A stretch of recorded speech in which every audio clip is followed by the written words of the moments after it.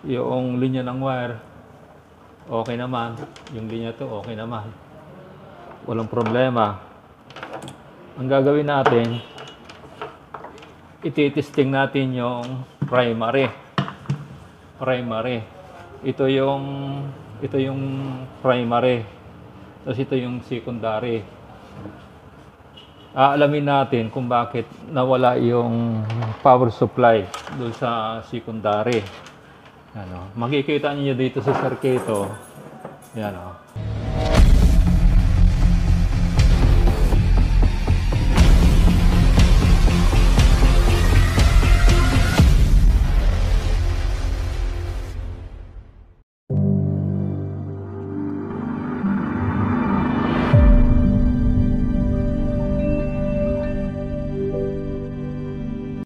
Mayroon po tayo ngayong re-repairin na speaker. Ito ay subwoofer na speaker. Ang problema daw to, hindi daw to gumagana. Hindi daw to umaandar. Ayan siya oh. Ayan oh. Medyo may kabigatan kasi malaki ang magnet nito kasi ito, subwoofer ito. Medyo malakas ang magnet nito. Ang gagawin natin para malaman natin yung problema, saksak natin dito sa 220. Testing muna natin. I-high volume natin at maglagay tayo ng audio. Dito lang malalaman mo kung buo yung speaker. O dapat mayroon tayong naririnig. Ayan o. Wala tayong naririnig. Ibig sabihin may problema to. May problema ito. Ang gagawin natin, check natin yung fuse. That's a great idea. Andito naman yung fuse, yung kanya. Gamit tayo ng digital tester. Ang fuse nito nandito sa likod. Tatanggalin natin to.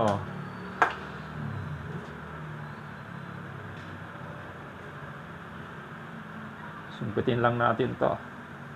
May sinusungkit lang dito. Ito, sungkitin lang natin to para matanggal yung takip sa fuse. Ayan, yung kabila din, sungkitin din natin.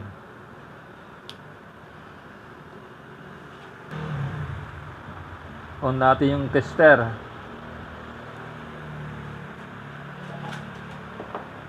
Lagay natin sa buzzer. Testing natin kung buo yung tester natin. Yung buo.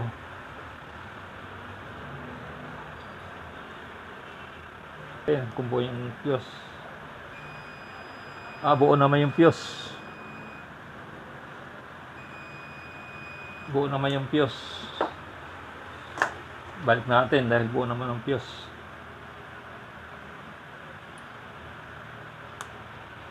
Ayan. Ang gagawin natin, bubuksan natin tong likod gamit ang Phillips screwdriver.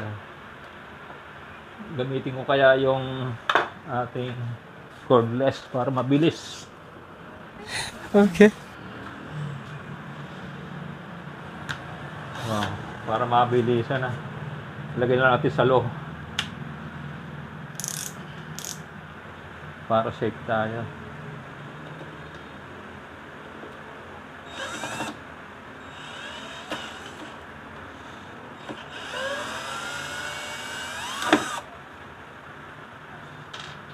Dito natin para hindi mawala.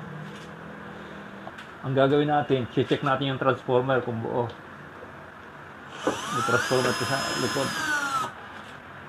Hawakan lang natin baka bumagsak. Ayan. Ang problema, may clip yung wire.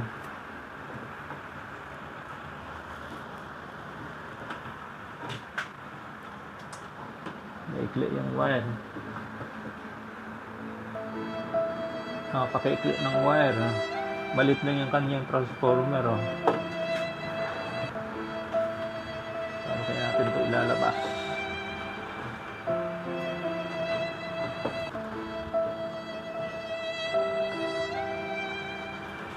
Hindi kaya madudukot yung terminal. Kaya, pwede kayong tanggal sa ilalim. Pwede naman pala. Tanggalin muna natin to. Para hindi tayo mahirapan.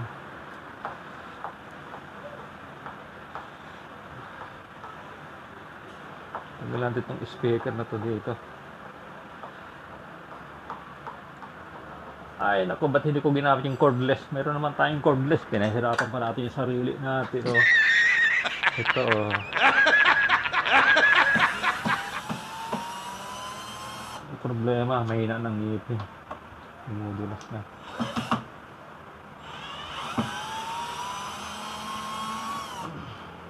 Mahina na ang ngipin. Kaya dumudulas na. Gabit na kasi itong screw na to.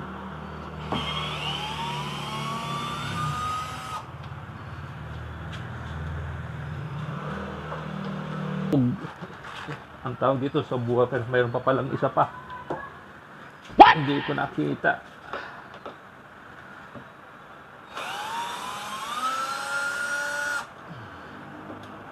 Ayan. Tatanggalan natin ito. Ayaw pa rin.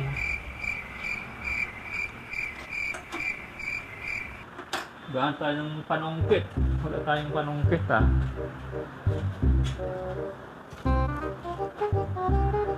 Relax tayo muna.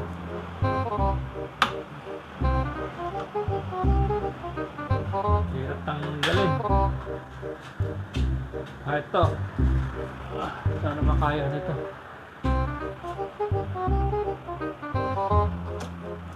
Yun. Ayun, matatanggal na natin ito.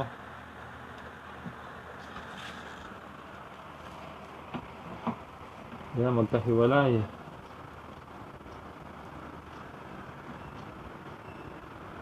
Yan o, magkahiwalay siya. Bakit baliktad siya? Dapat yung pula dito, ba't blue nakalagay? Blue yung nakalagay.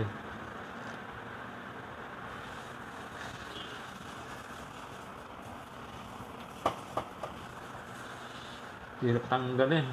Talagang kapit na kapit. Hindi naman sila magbabaliktad kasi yung isa maliit.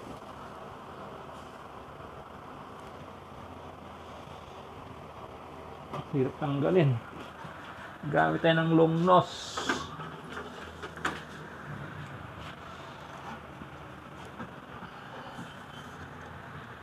Napakaikli lang kasi ang wire.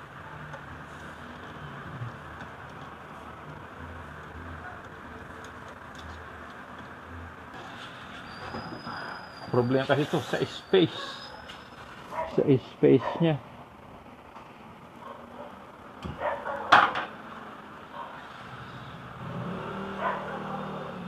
Yun, madali lang palang tanggalin. Ipisil mo lang yung sa dulo. Yun, oh. Natanggal na.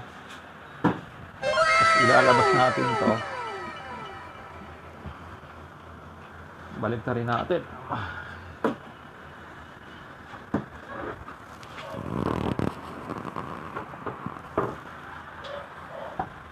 Para matanggal natin yung pilot light. Indicator siya na gumagana siya. Yan, pwede nating ilabas to.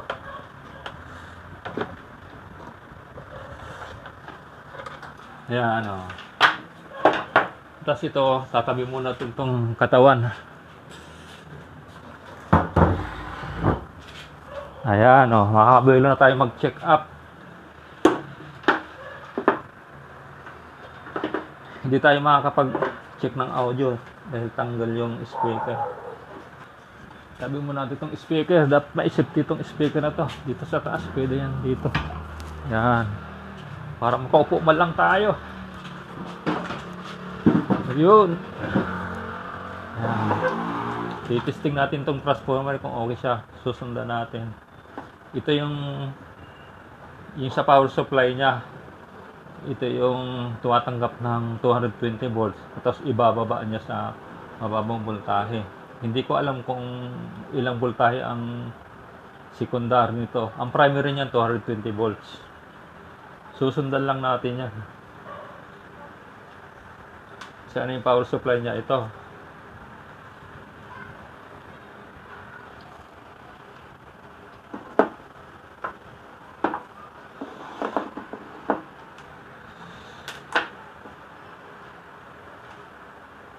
Ganun lang ito.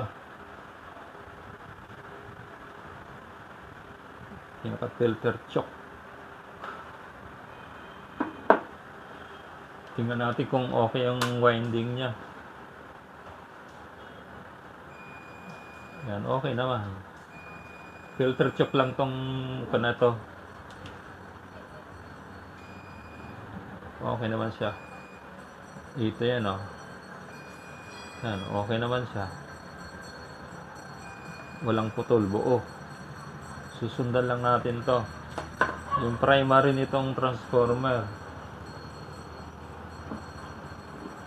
Ito.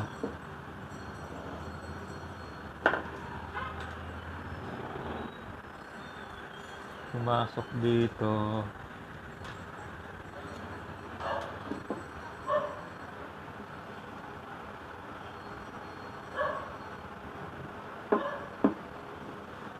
Ito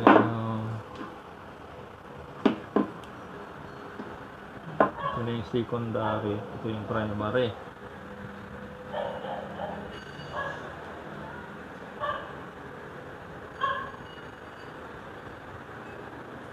Saksak natin, magtitest tayo ng voltahe.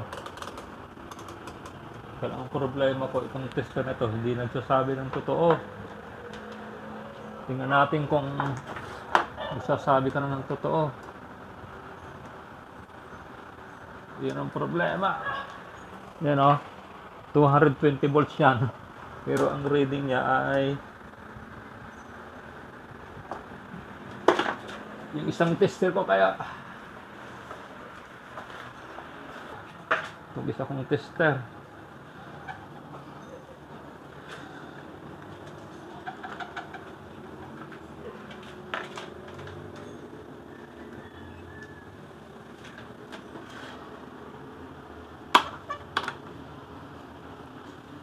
Wala, buibigay na yung aking ventilador.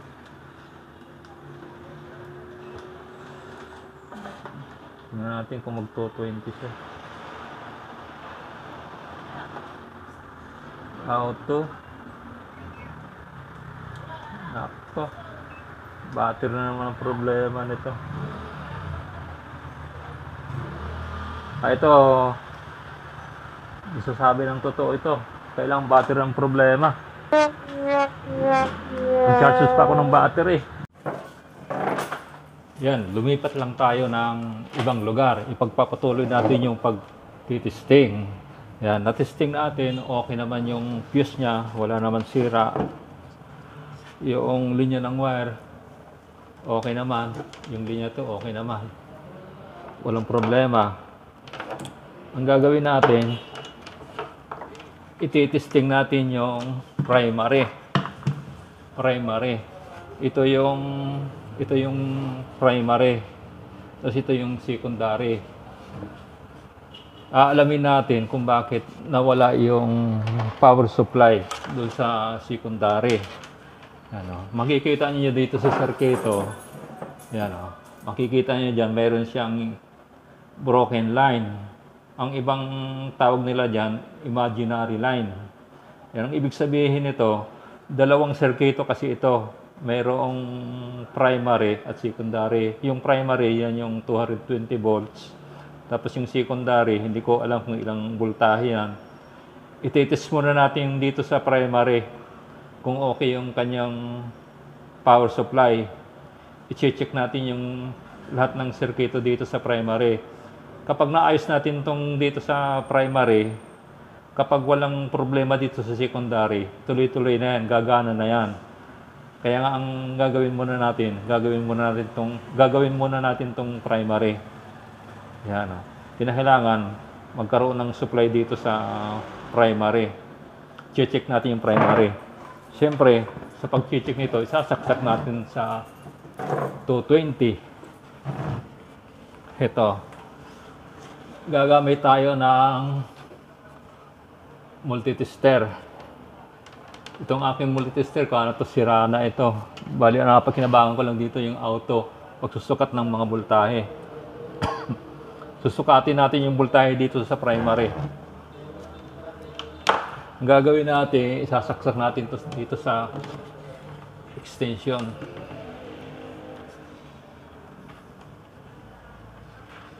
Ingat-ingat lang. Yan. Pakikita ko sa inyo yung mga hotline.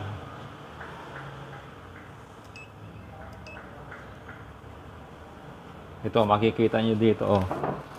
Ito yung mga hotline na hindi pwedeng hawakan. Makukuryente ka. Yan, mayroon siya. Yan, mayroon.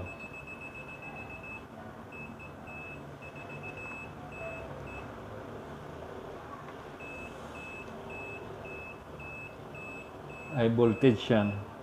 Dito wala. Kasi kung ito, secondary nito. Yan. Dito, mayroon dito kahit pa paano. Mahina lang yan.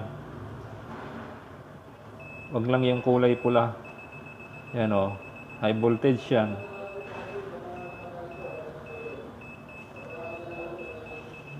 Ito kasi nasa coin ito, nasa AC.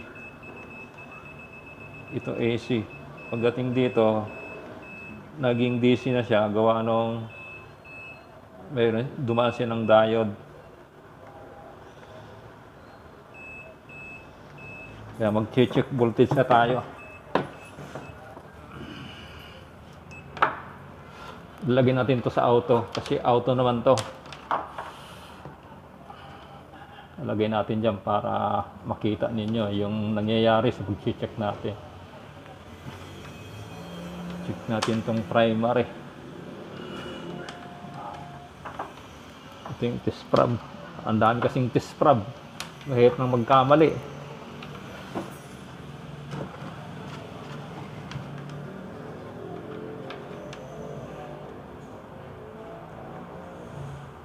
Dito wala siyang voltahe, walang pumapasok na kuryente.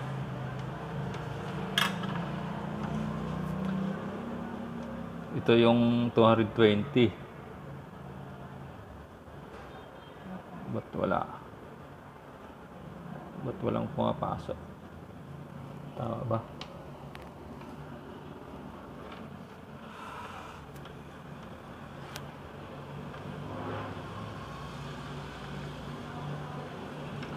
Tama ba yung test prob na? Mali pala yung nakuha akong test prob. Mali. What? Mali. Ito dapat. Kaya walang reaction kanina. Yan.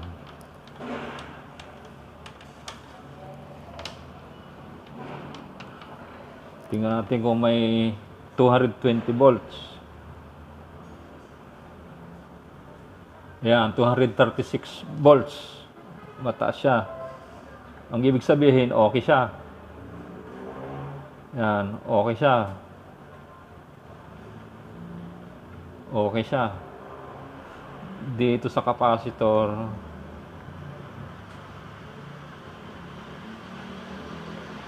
$322, tumaas. Tumaas yung kuryente natin.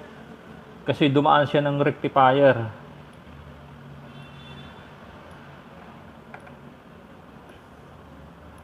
Yan.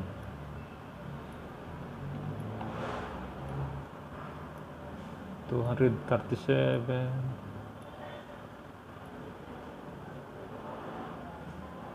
Nagiging DC kasi siya. Kaya gumaganyan, nagiging DC siya. Dumaan kasi siyang rectifier diode. Yan o. Nagiging DC siya. Ito yung DC.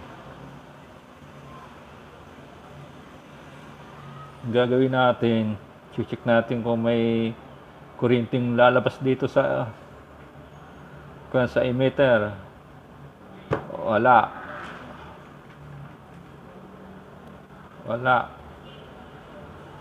May problema itong kan. Hindi ko alam kung anong tawag dito. Titingnan natin kung anong tawag diyan. Walang lumalabas sa kuryente. Ayan o, wala. Walang lumalabas sa kuryente. Dito mayroon.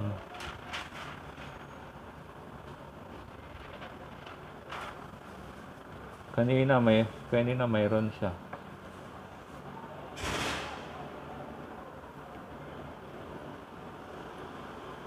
Dito mayroon. 237.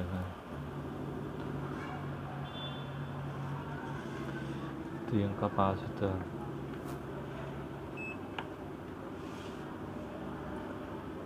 322.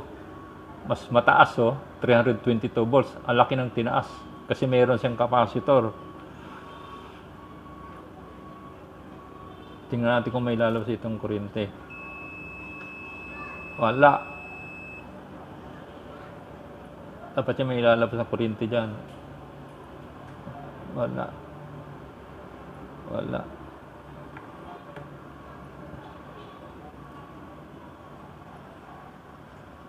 Kaya kasi to, mo na to. At dito mayroong walang lumalabas sa kuryente. Wala. Dito dapat may kuryente yan dito. Wala siya. Wala. Kaya gumaganyan yan sa winding yan.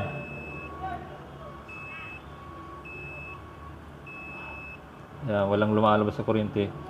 Dito dapat ito yung secondary, dapat may lumabas sa kuryente dito.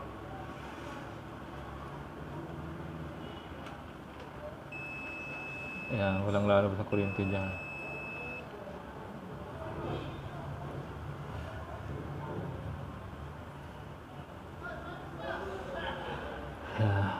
Dito walang kuryenteng lumalabas. Wala.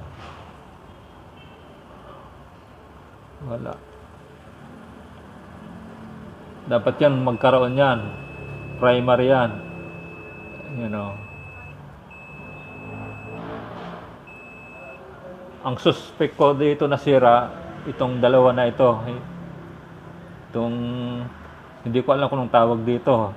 Transistor or triac. Kasi nasa ko yun siya primary. I-check natin yan. Madali lang i-check yan. Tatanggalin muna natin to. Tapos yung capacitor, dapat i-short natin yung capacitor. Madadali tayo dyan.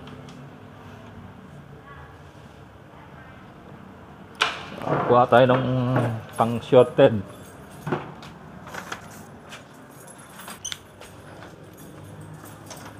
Kung mayroon tong bladder resistor, hindi na yung kikislap. Pero kung wala, sisiklab yan. Tingnan natin.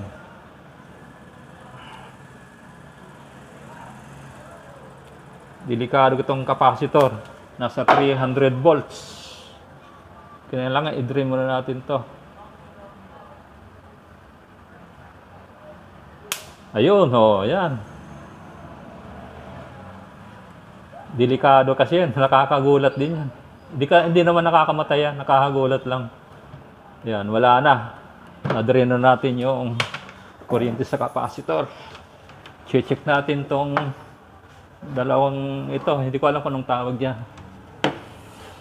Matagal na kasi kung hindi nag-aayos sa electronics. Yung ibang spare parts, hindi ko nakabisado. Pero alam ko naman kung paano i-check yan, kung defective ba o hindi. Check natin tong dalawa na to.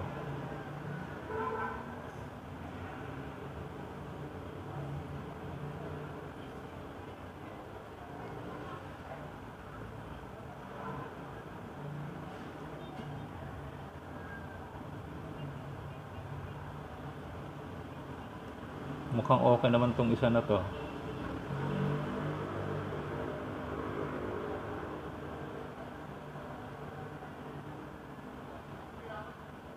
Mukhang okay naman tong isa na to. Itong isa.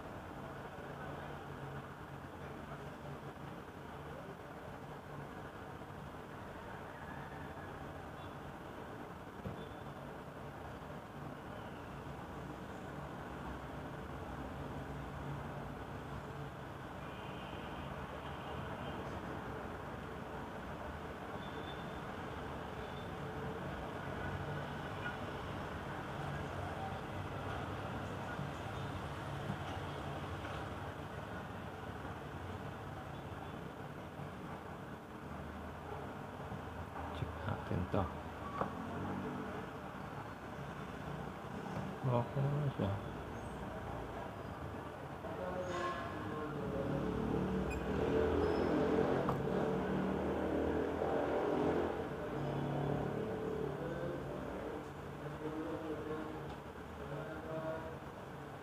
Dapat yan, ito medyo may defecto na to.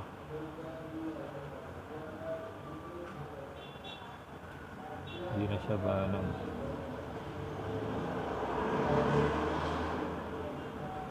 wala na to.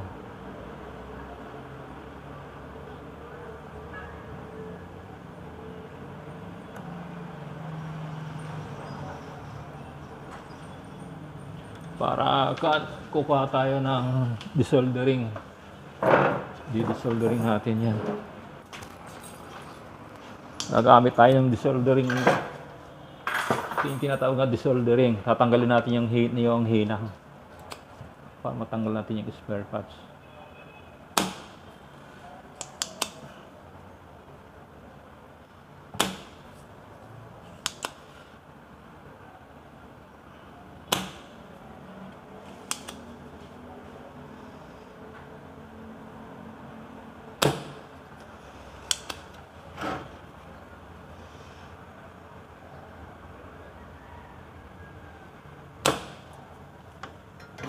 Pause muna natin.